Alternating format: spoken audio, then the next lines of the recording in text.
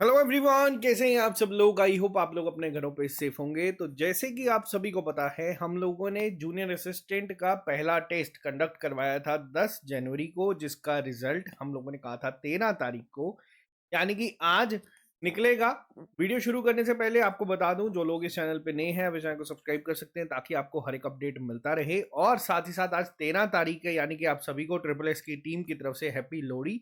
अगर आप लोग ज्वाइन करना चाहते हैं तो आपको बता दूं, जूनियर असिस्टेंट पे स्पेशल डिस्काउंट मिल रहा है। जो पहले आपका 200 रुपये का डिस्काउंट था, ये आज 250 रुपये पे कर दिया गया है। अगर आप लोग ये टेस्ट देना चाहते हैं या कोर्स ज्वाइन करना चाहते हैं, आपको ये ऑलमोस्ट 50% डिस्काउंट पे मिल जाएगा। और ये आज रात तक ही सिर्फ अवेलेबल है, क्योंकि आज ये एक सेलिब्रेशन है, तो इसके लिए आप लोगों को हमारे एंड से मिला है। अगर आप लोग कोई और फाइनेंस अकाउंट असिस्टेंट या कांस्टेबल कोई भी कोर्स ज्वाइन करना चाहते हैं, उस पर आपको स्पेशल डिस्काउंट मिल जाएंगे और बाकी हर एक कोर्स पे 30% अवेलेबल है। जूनियर असिस्टेंट का इस तरीके से हम लोग जो है टेस्ट शेड्यूल आप लोगों को डेली बेसिस पे देते हैं। अभी हम लोग टॉपिक वाइज टेस्ट भी जो है कंडक्ट करवा रहे हैं। आज आपका इंडियन फ्रीडम स्ट्रगल का टेस्ट था, कल आपका परसेंटेज और लेटर सीरीज का टेस्ट होगा, जिसमें डेली बेसिस पे आपको 50-50 बेस्ट एमसीक्यू जो है वो प्रोवाइड करवाए जाते हैं। अब मुझे पता है सबसे पहला सवाल यहाँ पे आएगा कि सर अगला टेस्ट कब होगा, क्योंकि बहुत सारे यहाँ पे जख्मी शेर ऐसे हैं जो इस टेस्ट में अपना बेस्ट नहीं दे पाए, जो बिना रिवीजन के जिन्होंने सीधा टेस्ट में कूदे थे। और हम लोगों ने पहले ही कहा था कि हम लोग इस बार जो टेस्ट बनाएंगे वो टेस्ट आप लोगों का एग्जाम पॉइंट ऑफ व्यू के साथ बिल्कुल ध्यान रख के बनाया जाएगा, जिसके बाद कुछ शौक बहुत सारे बच्चों को लगा है। तो आपको बता दूं, अगला test full length test second हम लोगों ने रखा है रिपब्लिक डे यानी कि 26 जनवरी के दिन। ऑलमोस्ट 2 हफ्ते का टाइम यहाँ पे आप लोगों को दिया गया है। ठीक है, अगले 13 दिन बाद अब आपका ये टेस्ट होगा। सिंपल सी चीज है जो अभी हम लोग यहाँ पे डिस्कस करेंगे टेस्ट के पूरे रिजल्ट में, एनालिसिस में, वो आप लोगों को यहाँ पे मैं बताऊंगा और इस पे आपको काम करना है। ठीक है, अभी शुरू करते हैं फिर आज का एनालिसिस। सबसे पहले अगर मैं बात करूं जूनियर असिस्टेंट टेस्ट नंबर 1 को लेके, तो देखो इस बार टेस्ट था सिंपल मॉडरेट लेवल पे। ठीक है, इजी लेवल पे ये टेस्ट नहीं रखा गया था, क्योंकि जेके एसएसबी भी आजकल यही सब कर रही है। हर एक सेक्शन में थोड़े थोड़े से शौक आपको दे रही है, लेकिन कुछ चीजें ऐसी हैं जो आपको नोट करनी है और उसको रिपीट नहीं करना है। ये लाइन जो मैं रिपीट कर रहा हूं, इसको ध्यान से सुनिएगा। जो गलतियां देखो पहले टेस्ट में हो गई वो सब माफ है, लेकिन अगले टेस्ट में ये चीज नहीं होनी चाहिए। ऐसे ऐसे स्टेप बाय स्टेप आप लोग चीजें सीखोगे तो एग्जाम में वो गलतियां नहीं होंगी। सबसे पहले बात करता हूँ जनरल इंग्लिश की सेक्शन पे। 20 नंबर ये सेक्शन थी, मॉडरेट लेवल पे थी। अब मॉडरेट पे क्यों हुई? जो एंटोनियम सैनोनियम पूछे गए थे वो थोड़े अच्छे लेवल के थे। ठीक है, लेकिन यहाँ पे आप लोग ये चीज नजरअंदाज नहीं कर सकते। इस सेक्शन में आपको एक्टिव पैसिव थे, नरेशन थे। कुछ बच्चे ऐसे थे जिन्होंने एक्टिव पैसिव नरेशन को जल्दबाजी में गलत करा है, और मैंने आपको बताया है इन एग्जाम में जिन बच्चों की इंग्लिश वीक भी है, अगर आप लोग एक्टिव पैसिव या नरेशन या इडियम फ्रेजेस गलत कर रहे हो तो ये ना किसी पाप से कम नहीं है। आपको इनको रिवाइज करके ही हमेशा ध्यान से मार्क करना, ताकि ये गलती ना हो। क्यों? अभी मैं आपको बताऊंगा कि यही मान लो अगर आपका एक्चुअल एग्जाम होता तो कितना कंपटीशन टाइट है, मैं आपको इसी टेस्ट के रिजल्ट के बाद ही बता दूंगा। फिर भी मैं यहाँ पे कह रहा हूँ कि 13+ इस सेक्शन में स्कोर किया जा सकता था। ठीक है, रीडिंग कम्प्रीहेंशन थे। हाँ, कुछ बच्चे अब आएंगे कि सर उसमें ना आंसर गलत मार्क था, तो देखो उसको चेक करवा के हम लोगों ने रीवैल्यूएट करवा दिया, आपको उसके मार्क्स मिल चुके हैं, वापस जाके चेक कर लेना। तो ये चीज पहली थी इंग्लिश सेक्शन को लेके। अब पहला काम 13 दिन का अगला क्या है, तो जो 26 जनवरी को दूसरा टेस्ट होगा उसके लिए मेन टास्क क्या है वो मैं आपको बताता हूँ। आपको सबसे पहले तो देखो जितनी वोकैब शीट्स दी थी ना, जिसमें अप्रोक्सीमेट 200 के करीब करीब दिए हैं, मैं 10 और अपलोड करता हूँ। ठीक है, मैं 300 इनको वोकैब को, इडियम फ्रेजेस को यहाँ पे ऐड कर देता हूँ। आप लोग इन 10 दिन में वो भी पढ़ के, रूटीन क्या है, एक दिन में आप लोग पुरानी 2 शीट्स को ही सिर्फ पढ़ोगे और जो एक नई मिलेगी उसको। ठीक है, 10 दिन में ये 300 के 300 रिवाइज हो जाएंगे वापस। रोज आपका टाइम कितना लगेगा? इसको 15 से 20 मिनट। इसकी आदत बनाओ। ठीक है, इसको सेम वे में कंटिन्यू करना है। दूसरा, जितने भी हम लोग टॉपिक टेस्ट अपलोड करते हैं ना, उसको तभी अटेम्प्ट करना जब वो टॉपिक आप लोग पूरा रिवाइज कर चुके होंगे। देखो हम लोग अपने शेड्यूल के अकॉर्डिंग चीजें अपलोड कर रहे हैं। ऐसा नहीं है कि आज मैंने फ्रीडम स्ट्रगल अपलोड किया तो आपको आज ही फ्रीडम स्ट्रगल अटेम्प्ट कर देना है। आप पहले पूरे नोट्स को गो थ्रू करो, रिवाइज करो अच्छे से, फिर उन टेस्ट को दो। ऐसा नहीं है कि एक दिन में मैंने 5 के 5 टेस्ट अटेम्प्ट कर देने। आप एक करो, अगली बार जब पढ़ोगे तब दूसरा करना, और देखना कि गलत क्या हो रहा है। सबसे इंपॉर्टेंट चीज इस पूरे टेस्ट में है सेल्फ एनालिसिस। ठीक है, ये एनालिसिस क्या है मैं आपको बता रहा हूं। हम लोगों ने पेपर में क्वेश्चंस डाले थे जंबल्ड फॉर्म में। क्योंकि लास्ट टाइम जो जेके एसएसबी ने जूनियर असिस्टेंट का पेपर करवाया था वो भी जम्बल्ड फॉर्म में ही करवाया गया था। ठीक है, अब बात करते हैं दूसरी सेक्शन के ऊपर जो थी जर्नल अवेयरनेस। इसमें जेके एसएसबी के रीसेंट पैटर्न पे आपको स्टेटमेंट बेस्ड क्वेश्चंस दिखे, आपको क्रोनोलॉजिकल ऑर्डर में अरेंज करने वाले क्वेश्चंस दिखे, लेकिन वहीं दूसरी साइड कुछ क्वेश्चंस बहुत बेसिक भी देखने को मिले। ठीक है, जो इस सेक्शन को बिल्कुल डिफिकल्ट नहीं बनाता, हाँ मॉडरेट लेवल पे ये था, बिल्कुल ईजी नहीं था कि जिसमें बिल्कुल बेसिक सवाल पूछ लियो। हाँ अच्छे लेवल के क्वेश्चंस थे।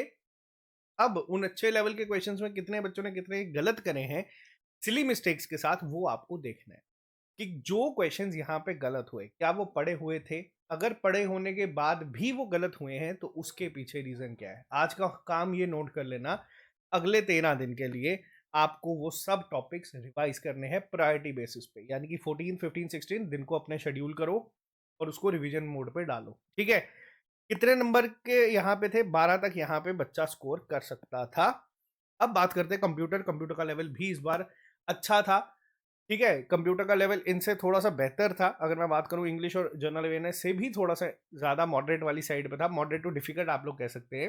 बीच में क्वेश्चन जो इजी थे वो 4-5 ही थे, लेकिन उसके बाद भी अगर आप लोग ध्यान से क्वेश्चंस को रीड करते, ऐसा नहीं था कि क्वेश्चन सारे के सारे आपको वन लाइनर देखने को मिले। वन लाइनर क्वेश्चंस बहुत कम थे। क्वेश्चंस आपको, अगर आपको पूरा आइडिया है, अगर आप लोगों ने पूरा डिटेल में चीज़ों को पढ़ा है, तभी आप लोग मार्क कर सकते हैं और इस सेक्शन में आप लोग 12 प्लस स्कोर कर सकते थे। नेक्स्ट सेक्शन पे आते हैं जो कि इस पूरे एग्जाम में सबसे ज़्यादा स्कोरिंग है। और आपको मैं बता दूं, अगर ओएमआर पहले होता है तो जो बच्चा इस सेक्शन में अच्छा परफॉर्म नहीं करेगा वो ये चांस भूल जाइएगा कि उसको टाइपिंग की कॉल आएगी। ये मैं एक सच चीज़ कह रहा हूँ, कई बच्चों को इस जान के बुरा लगेगा पर ये फैक्ट है। क्योंकि न्यूमेरिकल और रीजनिंग एबिलिटी की अगर मैं बात करूँ तो ये सेक्शन एक ऐसी सेक्शन है जिसमें आपको स्कोर करना पड़ेगा। इसमें आपको अपनी एक्यूरेसी को मेंटेन करना पड़ेगा और अगर इसमें आपको दोनों, मैथ्स अगर वीक है तो उसकी प्रैक्टिस करो, जहां से भी क्वेश्चंस मिलते हैं वहां से प्रैक्टिस करो, और रीजनिंग में तो क्वेश्चन गलत होना ही नहीं चाहिए। सिंपल सा फंडा है यहाँ पे। इस सेक्शन में आप लोग 14 प्लस कोर्स कर सकते थे। क्वेश्चन यहाँ पे कुछ थे जो फ्रेम इस तरीके से करे थे कि थोड़े से टाइम कंज्यूमिंग थे ताकि बच्चों को टाइम का हो। एक चीज़ मैंने यहाँ पे थोड़ी सी लीनियंट रखी थी, मैंने 80 मिनट को 75 नहीं करा था जो मैं पहले कह रहा था। ठीक है, मैंने उसको 80 मिनट्स ही रखा था। अगले टेस्ट में हो सकता है आप लोगों को कोई एक नई चीज़ देखने को मिले, लेकिन फिलहाल अगर मैं इस टेस्ट की अब ओवरऑल बात करूँ, अब कई बच्चे होंगे वो कैलकुलेट करेंगे कि सर अगर इनका सम करूँ तो ये तो 12-12, 24 और 14 कितने, 38 और 13, ये तो अप्रॉक्सीमेट 51 तक बनते हैं। लेकिन अब ये चीज़ जान के आपको थोड़ी हैरानगी होगी, अगर मान लो यही आपका एग्जाम होता तो जिस बच्चे के नंबर 58 टू 60 हैं उनको ही टाइपिंग की कॉल आती। ये मैं आपको बता रहा हूँ, ये मैं 1:8 की रेशो में अभी बात कर रहा हूँ। ठीक है, अभी तक जितने बच्चों ने टेस्ट दिया उसके फॉर्म में अगर बात करूँ तो अगर ये पेपर आपका एक्चुअल होता तो 58 टू 60 नंबर वाले इसको एक अच्छा स्कोर मान सकते हैं। लेकिन अब जो चीज़ मैं आपको बताऊंगा ना वो ध्यान से देखना, मैं आपको थोड़ा सा बाकी बच्चों के नंबर बताता हूँ। ठीक है, मैं नाम नहीं यहाँ पे लूंगा, मैं सिर्फ यहाँ पे मार्क्स लेके आऊँ। देखो सिर्फ 5 से 6 बच्चे हैं जो कि 70 प्लस के हैं। इनकी तैयारी किस लेवल पे है क्या, ये जो आप देख रहे हो हमें पता चल जाता है कि कितना बच्चा कितने टाइम में टेस्ट दे रहा है। उससे ना हमें एक आइडिया मिल जाता है कि बच्चा वाकई में जेन्युइन है या फिर वो टेस्ट में चीटिंग करके कर रहा है।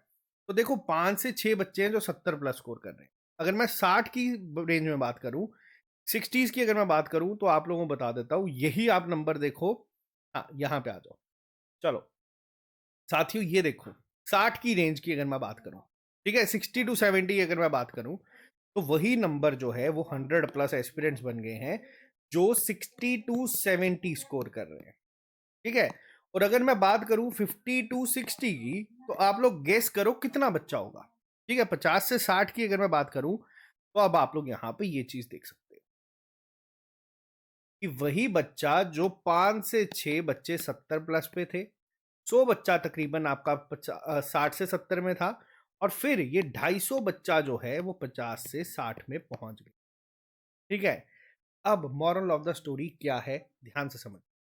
जैसे जैसे आप लोग टेस्ट देते हैं, ठीक है, अब देखो 0.75 पे कितने बच्चे हैं आप लोगों के सामने, और यही 0.25 के बाद कितना बच्चा और ऐड हो गया, सेम नंबर पे 3-3, 5-5, 7-7 बच्चे। अभी यूजर बेस कम है।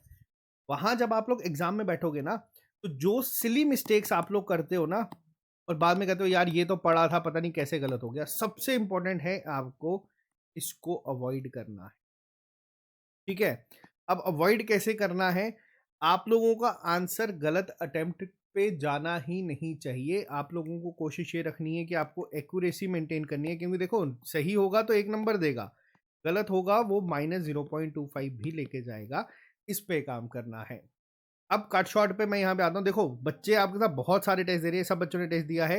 एक अच्छा खासा कंपटीशन जो आपके एक्चुअल एग्जाम में बैठेगा ना, वही आपके साथ टेस्ट दे रहा है। यही इस प्लेटफॉर्म की खासियत है। यही चीज आपको ना एक रियल टाइम जो है आइडिया दे देती है कि आप कहाँ पे स्टैंड कर रहे हो। उसके बाद आपकी अपनी मेहनत है कि आप कितनी कर रहे हो। अगला टेस्ट है अब आपका 26 जनवरी को। 3 काम आपको करने हैं। सबसे पहला काम क्या है? सबसे पहला काम है आप लोगों का सेल्फ एनालिसिस। इस टेस्ट को आपको देखना है कि कहाँ पे कितनी गड़बड़ हुई है। सबसे पहले अगर मान लो कंप्यूटर सेक्शन है, तो जो क्वेश्चंस गलत हुए हैं क्या वो आपने पढ़े थे? अगर नहीं पढ़े थे तो फिर उसको पढ़ो। ठीक है, अपने एंड पे किताबें उठाओ, पढ़ना शुरू करो। अगर मैथ रीजनिंग के क्वेश्चंस गलत हुए हैं तो देखो क्यों गलत हुए हैं। क्या वो टॉपिक आपका ऐसा था जिसपे आपने 500-600 क्वेश्चंस निकाले हैं उसके बाद भी गलत हुआ है? तो वो देखो कि सिली मिस्टेक थी या फिर वो आप लोगों ने कंसेप्ट ही नहीं पढ़ा था।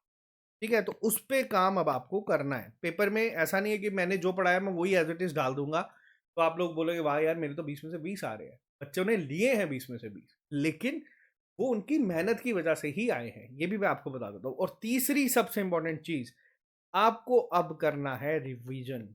क्योंकि अगले टेस्ट में मैं कोई एक नया यहाँ पे हम लोग जो है नई चीज लेके आएंगे जो आप लोग एक्सपेक्ट नहीं कर रहे। होता क्या है, जब आप एग्जाम में बैठोगे ना, जेके एसएसबी भी यही कर रहा है कि वो अगर ये 4 सेक्शन है ना, उसमें एक सेक्शन के साथ ना कुछ छेड़ाखानी यहाँ पे कर देगा, फिर बच्चा वहां पे ना थोड़ा घबरा जाता है। तो ये हम लोग चीज जो है आपको हर टेस्ट में जो भी एस्पेक्ट जेके एसएसबी कर सकती है उसको लेके ध्यान में चीजें करेंगे, ताकि अगर कल को पेपर में जेके एसएसबी कुछ ऐसी चीज करती है तो आप लोग पहले ही मेंटली प्रिपेयर रहोगे इस टेस्ट को लेके। ठीक है, तो बाकी मेहनत करते चलो, जितनी कर सकते हो उतनी करो। ओएमआर भी अगर आप लोगों का पहले होता है या फिर टाइपिंग आपकी पहले होती है, टाइपिंग में आपको मैंने पहले ही बताया है कि कोई बच्चा ब्रेक नहीं लेगा, वो अपनी कंटिन्यू रखो।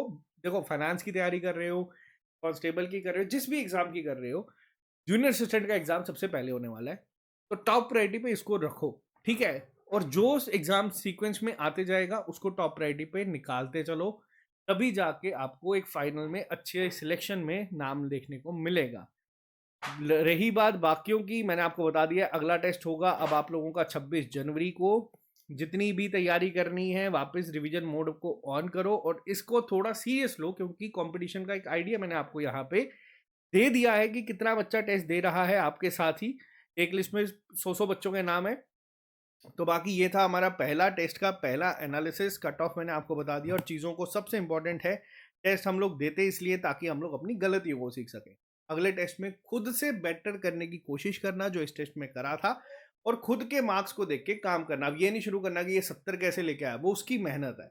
आप अगर आज 50s में हो तो आप ये कोशिश करो कि अगले टेस्ट में 55 पे कैसे पहुंचे, 60 पे कैसे पहुंचे, और यही स्टेप बाय स्टेप आप लोग करते जाओगे तो आपका नाम लिस्ट में आराम से आएगा। बाकी ऑल द वेरी बेस्ट, आप सभी को हैप्पी लोहड़ी वंस अगेन। अगर आप लोग ये ज्वाइन करना चाहते हैं, ये टेस्ट देना चाहते हैं, तो डिस्क्रिप्शन बॉक्स में आपको लिंक मिल जाएगा। रही बात इसकी, मैं उम्मीद करता हूँ और कोशिश करता हूँ कि जब हम लोग टेस्ट नंबर 2 का एनालिसिस लेके आएंगे तो आप लोग इस चीज को और इम्प्रूव कर चुके होंगे। तो बाकी मिलते हैं आप लोग से जल्दी नए लेक्चर के साथ। अभी के लिए फिलहाल इतना ही। Bye bye, take care, see you soon, all the very best.